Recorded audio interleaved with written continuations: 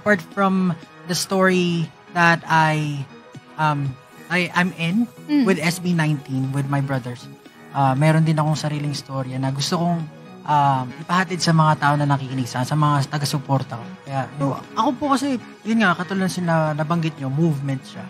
Parang it's an ideology na gusto kong tumatak or ma-instill sa mga tao. Kahit di na nila maalala si Pablo. Pero pag nadidinig nila yung mga kanta ko, yung awitin ko, parang daladan nila yung lakas ng loob. Parang yun na yung fulfillment na meron ka as an artist, na yung makita mo na yung mga awitin mo, talagang sinasapuso ng mga tao, talagang nabubuhayan sila or parang nagiging inspirasyon nila pagdating sa mga kanya-kanya lang buhay. Thank you. Ako rin, maraming salamat sa inyo.